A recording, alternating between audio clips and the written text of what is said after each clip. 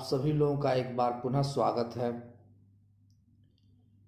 कुंडली में सूर्य की स्थिति को जानने का हम लोग प्रयास कर रहे हैं और मैं जानता हूं या समझता हूं कि कुंडली विश्लेषण के लिए प्रत्येक ग्रह को समझना, प्रत्येक ग्रह किस घर में क्या फल दे रहे हैं इसको जानना अति अनिवार्य है।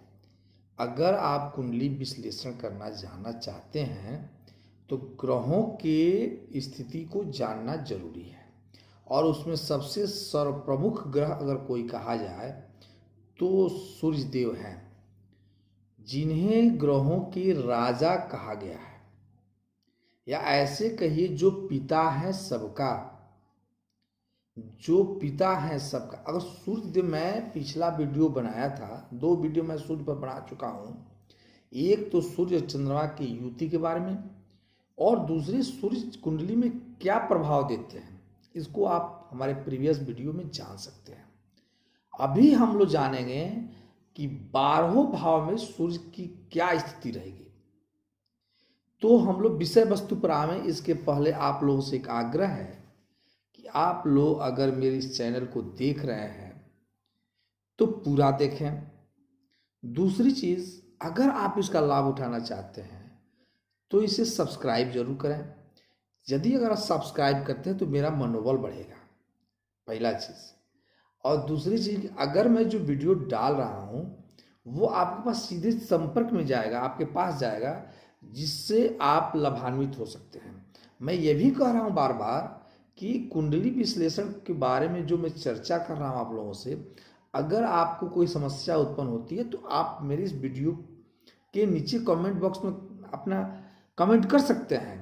कुंडली दिखाना चाहते हैं तो इसके नीचे अपना डेट ऑफ बर्थ दे करके आप अपनी कुंडली के बारे में जान सकते हैं। खैर, हम लोग विषय पर आते हैं। विषय क्या है? सूर्य देव। मैंने प्रीवियस वीडियो में भी कहा था कि सूर्य को समझना है तो पिता को समझ लीजिए। अपने पिता को समझ लेना, समझिए, सूर्य को समझ लेना। अब ऐसे समझिए ना कि आपके पिता आपसे नाराज हैं, तो कौन सी परिस्थिति है कि नाराज है? वो कौन व्यक्ति है जो आपके खिलाफ उनको भड़का रहा है? जस्ट ऐसे ही सूर्य देव है। कोई भी ग्रह, मैं बता दूं कि मेरे अनुसार कोई भी ग्रह खराब नहीं होता है, वो चाहे राहु केतु क्यों हो। ग्रह खराब नहीं होते हैं, बल्कि ग्रहों की स्थितियां उन्हें खराब करने पर विवश कर देती हैं। जैसे सूर्य देव किसी भी घर में, चाहे अष्टम में बैठे हो, कष्टम में बैठे हो, चाहे 12वें भाव में बैठे हो, खराब नहीं करेंगे तब तक जब तक कि वह राहु से, केतु से या पाप ग्रह से प्रभावित हो, शनि के साथ न हो, राहु या केतु से संबंध न रखते हो, या उन अस्त न, मतलब अस्त तो सबको करते हैं, सॉरी, या कहने का मतलब या वो उनकी डिग्री शून्य न हो, मृत प्राय न हो, शत्रु घर में बैठे न हो, तो वह खराब फल नहीं देंगे। अब आते हैं हम लोग कि सूर्य को जानने के लिए हमने कहा कि पिता को जानिए, क्योंकि सूर्य आत्मा है, सूर्य पिता है, सूर्य राजा है, सूर्य पिता के स्वभाव, यानी सूर्य आपके सीना है, सूर्य आपके आत्मबल है, आत्मशक्ति है, आपका पावर है, आपका एनर्जी है। सूर्य जो भी लक्षण पिता के साथ मिलेगा, जो भी राजा का प्रभुत्व होगा वो मिलेगा। तो आइए हम लोग जानते हैं, जल्दी से फटाफट जान लें कि सूर्य किस किस प्रत्येक भाव में क्या फल देंगे।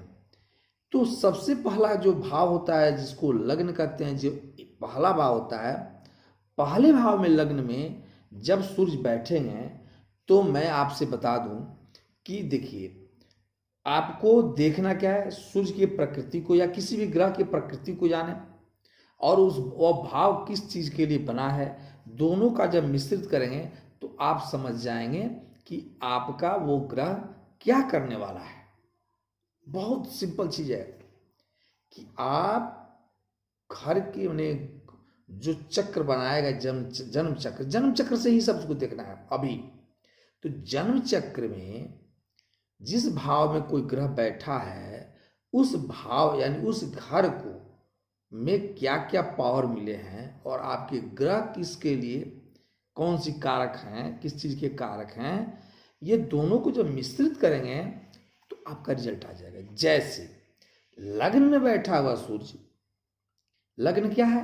लग्न का मतलब यानी जो पहला घर है, यानी आपका स्वभाव, आपका चरित्र, आप स्वयं हैं, मैंने आपके बारे में जानने के लिए लग्न को देखना होता है कि उसमें आपका व्यक्तित्व कैसा है, आपके प्रभाव कैसा है।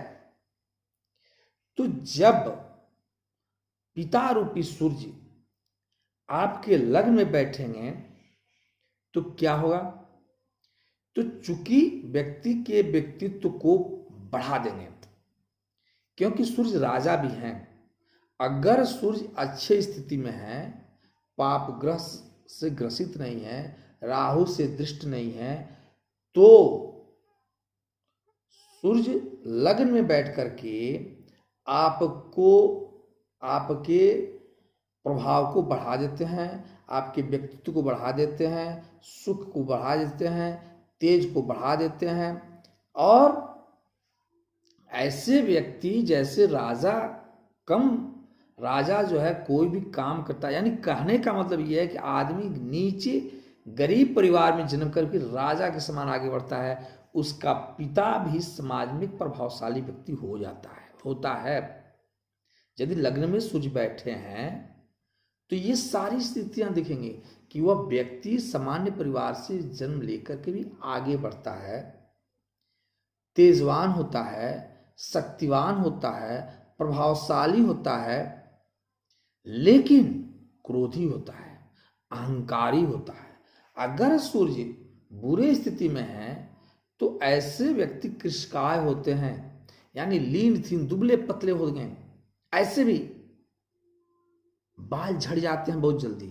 सूर्य आंख के कारक हैं, चेहरे के कारक है, तो आंख में रोगी पाए जाते हैं। बहुत सारे शास्त्रों में कहा गया है कि अगर कुंडली में सूर्य उच्च के ही लग्न में होकर बैठे हैं ना, और किसी पापग्रह से दृष्ट है, ऐसा व्यक्ति जन्मजात अंधा होता है।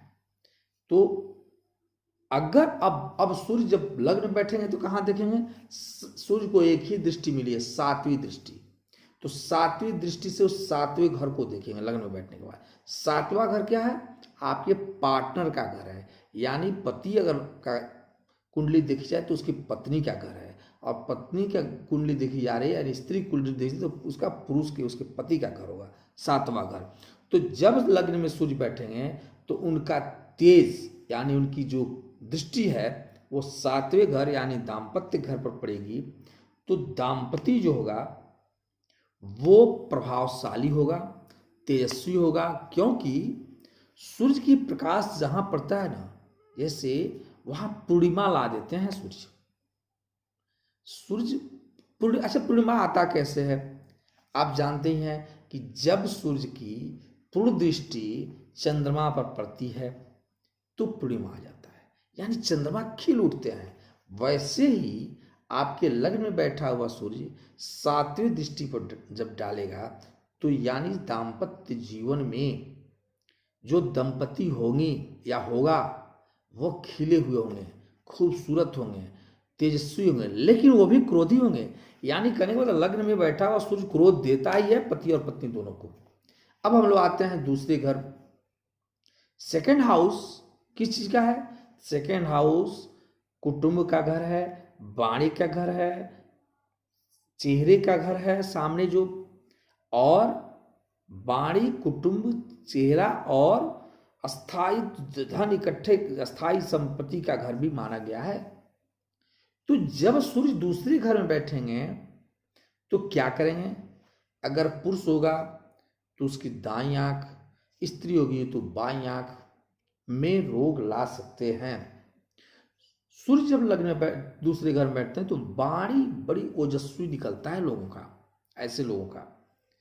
और दूसरे घर में सूर्य बैठ करके ये तो करते हैं कि कुटुंबों से, जो कुटुंब का घर है तो कुटुंबों से थोड़ी सी प्रभाव कम करेंगे, मतलब विवाद तो नहीं, लेकिन उनके से संबंध को उतना अच्छा नहीं रखते अगर योग कारक नहीं है तो। अगर सूर्य अच्छे हैं तो कुटुंबों पे उनकी प्रभाव बनी रहती है। और सूर्य को दूसरे घर से जब सातवीं दृष्टि 8वें हाउस पर पड़ता है, 8वां हाउस क्या है? गुप्त विद्या का घर है। यानी ऐसा व्यक्ति गुप्त विद्या को ज्ञान प्राप्त करता ही है। ये ऐसा कहा जाए कि दूसरे घर में बैठ करके सूर्य जो है वह व्यक्ति के मैंने कहने का मतलब प्रभाव को तो बढ़ाते ही हैं। आदमी क्या करता है? ऐसे व्यक्ति पहले ही जान जाते हैं कोई घटना के बारे में, उनकी संभाव हो जाता है कि समझ जाते हैं कि कोई घटना घटने वाली है। यानी उनकी कहा जाए कि त्रिइंद्रियां जागृत हो जाती हैं। लेकिन ब्लड प्रेशर के रोगी होते हैं, हड्डी से रोगी होते ही हैं। जब दूसरे घर में राहु सूर्य बैठ जाएंगे तो उनकी 7वीं दृष्टि 8वें घर पड़ेगी। ऐसे व्यक्ति ब्लड प्रेशर का रोगी और हड्डी से संबंधित रोग पैदा होता है। तीसरे हाउस घर में देखें, जब तीसरे हाउस में सूर्य बैठते हैं ना, पराक्रम के घर में, तीसरा घर क्या है? पराक्रम का घर है, छोटे भाई बहनों का भी घर है तीसरा घर। तो जब पराक्रम में सूर्य आएंगे, सबसे बेहतरीन रिजल्ट कुंडली में अगर देखी जाए तो तीसरा घर भी उसमें है, जिसमें अगर सूर्य बैठ जाए तो व्यक्ति के जीवन में पराक्रमित तो बनाई देते हैं। यानी वह व्यक्ति जो चाहे वो पाता है अगर योग कारक सूर्य है तो। और वहां से बैठ कर के ज्ञान, ये 9th हाउस को देखते हैं, धर्म भाव जिसको कहा गया है, आपकी भाग्य भाव जिसको कहा गया 9th हाउस में, तो 9th हाउस में बैठ करके सूर्यदेव आपके भाग्य में वृद्धि करते हैं। ये स्थिति है। अगर सूर्यदेव चौथे हाउस में जब आ जाए ना, चौथे हाउस किसका कारक है? सुख का कारक है, माता के सुख का, भवन सुख का। ये कहा जाए कि आपके परिवार का भी कारक होता है चौथा घर। यानी चौथा घर कारक नहीं, जो इस सब को देखी जाती है चौथे हाउस से। तो जब चौथे हाउस में सूर्यदेव आएंगे तो सुख के भाव को तो वृद्धि कर देंगे। हाँ, माँ के स्वास्थ्य में थोड़ी सी कमी लाते हैं। क्यों ऐसा होता है? सूर्य ऊर्जा है, जहां बैठता है ना वहां अगर बढ़िया स्थिति में हो तो उस चीज को जलाते हैं। दूसरी चीज, चौथे हाउस में सूर्य माता के स्वास्थ्य को बिगाड़ेंगे। क्यों? चौथा हाउस, एक चीज आपको बता दें कि कुंडली में अगर लग्न में सूर्य हैं तो मानकर चलें कि व्यक्ति का जो पैदा हुआ वो दिन में हुआ है, बल्कि सुबह में, भोर में। अगर कुंडली के 7वें भाव में सूर्यदेव बैठे हैं ना, तो मानकर चलिए कि व्यक्ति संध्या में पैदा हुआ है। अगर कुंडली के चौथे हाउस में सूर्य हैं तो मानिए कि 12 बजे 11 बजे रात्रि को व्यक्ति पैदा हुआ होगा, उसी के आसपास में। और 10वें भाव में सूर्य हैं तो मानना चाहिए या निश्चित है कि व्यक्ति 12-1 बजे दिन में पैदा होता है, पूर्ण प्रकाष्ठा में 10वें हाउस में। इसीलिए 10वें हाउस में सूर्य दिग्बली हो जाते हैं। खैर, तो हम लोग आते हैं चौथे हाउस में। चूंकि रात्रि को पैदा होता है व्यक्ति, अधिकांशतः लोग ये रात्रि में पैदा होते हैं, इसलिए चौथे हाउस में सूर्य बहुत मजबूत स्थिति नहीं होती है उनकी। लेकिन माँ के कष्ट के देने के साथ साथ माँ तेजस्वी होती है उनकी, और सुख को सबको देते हैं। वहां से उनकी दृष्टि 10वें हाउस पड़ती है, कर्म भाव को, कर्म को बढ़ा देते हैं। ऐसे व्यक्ति राजनीतिक क्षेत्र में, नौकरी पेशा में, सरकारी नौकरी में भी जाते हैं, सरकार से जुटकर सरकार के कार्य को करते हैं। या तो सरकारी नौकरी में जाएं या सरकार से जुटकर जो है लाभ प्राप्त करते हैं। 5वें हाउस में यदि सूर्य चले जाएं, विद्या का हाउस है 5वां हाउस। क्या है? 5वां हाउस विद्या का हाउस है, संतान का घर है, इंटेलिजेंसी का घर है। तो व्यक्ति इंटेलिजेंट होता है, विद्वान होता है, और लेकिन संतान में दिक्कतें आती हैं। अगर स्त्री है तो बिना ऑपरेशन का संतान होता ही नहीं है। पुरुष है कि कुंडली है तो संतान बड़ी मुश्किल से, एक ही पुत्र पैदा हो, माने पुत्र पैदा होता है बड़ा ओजस्वी होता है। अगर पांचवें घर में सूर्य बैठे हैं तो अगर पापा ग्रह की दृष्टि पड़ गई सूर्य पर पांचवें घर में तो संतान में तो बड़ी दिलंबी बात है। लेकिन पांचवें घर में बैठ करके सूर्य 11वें हाउस को देखते हैं, इसलिए व्यक्ति के जीवन में धन की कमी नहीं होती है। अब हम लोग आते हैं छठे हाउस में। अगर सूर्य बैठ जाए, छठा हाउस क्या है? रोग रिपु रीढ़ का घर है, यानी ऐसे व्यक्ति के शत्रु होते ही नहीं हैं।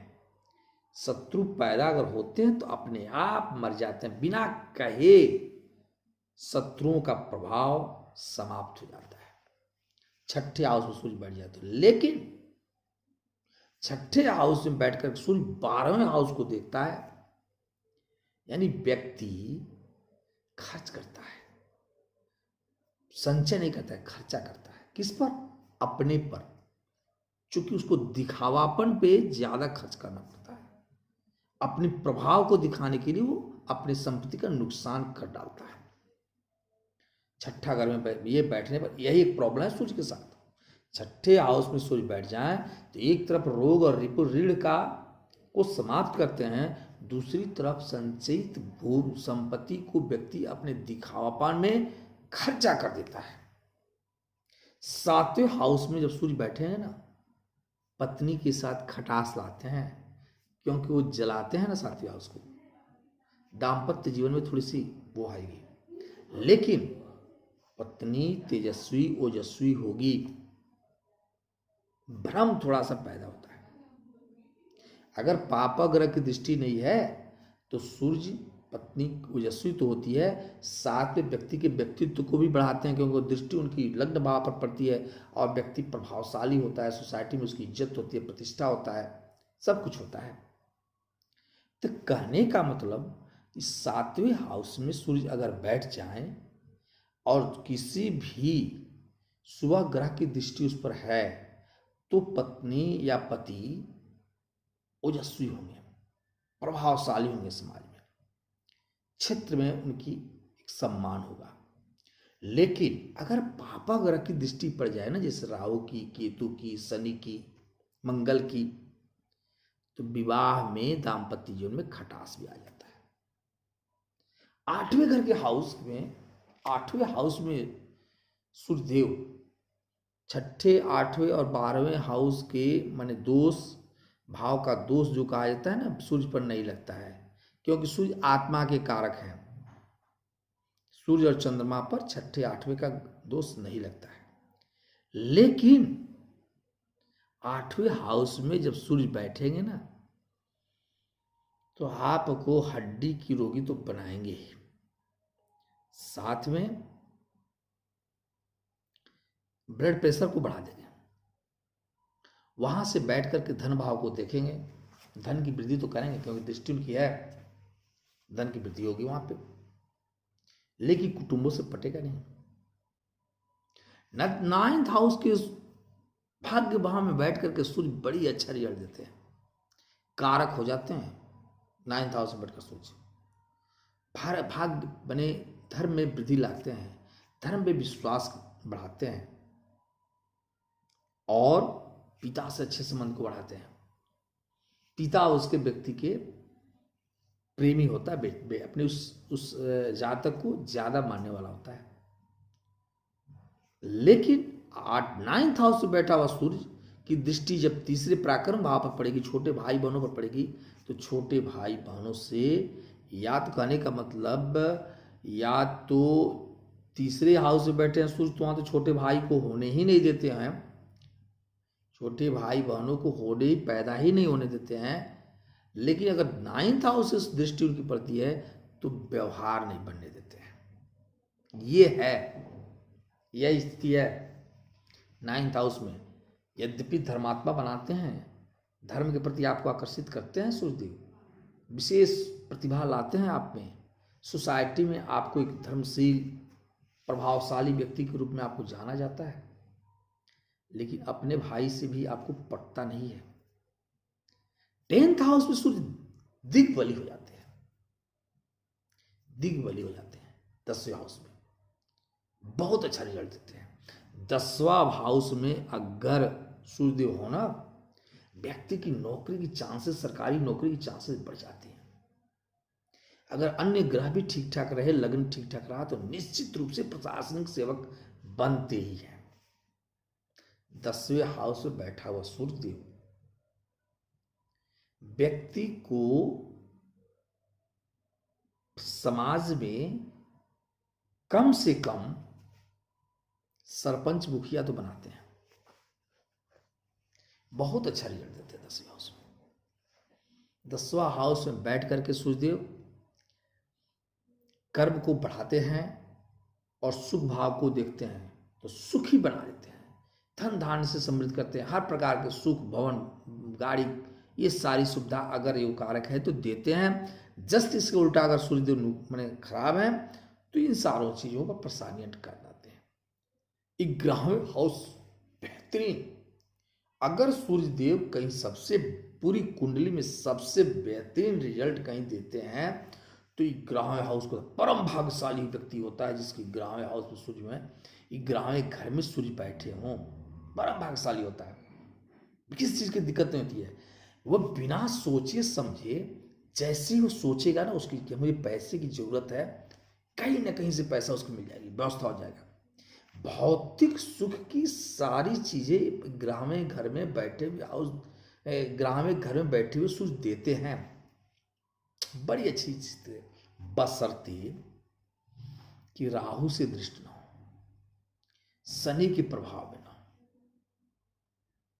बस राहु से के साथ या राहु से दृष्टि ना हो, शनि से दृष्टि ना हो, या शनि साथ में न बैठे, तो 11वें हाउस के 11वें भाव में जो सूर्य बैठते हैं पूरी कुंडली में बेहतरीन रिजल्ट देते हैं। 12वें हाउस के कुंडल सूर्यदेव व्यय तो होते हैं, अपने स्वभाव में, अपने प्रभाव में पर खर्चा करना ज्यादा लोग पसंद करते हैं। इस प्रकार से 12वें हाउस में बैठ करके सूर्य 6ठे हाउस को देखते हैं, यानी शत्रुओं का विनाश करते हैं। तो कहने का मतलब सूर्य देव की ये 12 स्थितियां तो हमने जाना। अगली कुंडली जो आएगा वीडियो मेरा ये आएगा कि सूर्यदेव किस राशि, किस ग्रह के साथ बैठकर युति बनाकर क्या प्रभाव डालने वाले हैं। नेक्स्ट वीडियो में हम लोग फिर से मिलेंगे। इसके लिए आप सभी को धन्यवाद। हाँ, जाते जाते मैं पुनः एक बार आग्रह करूंगा कि आप लोग कृपया करके मेरे इस चैनल को सब्सक्राइब करें और शेयर करें ज़्यादा से ज़्यादा। नमस्कार।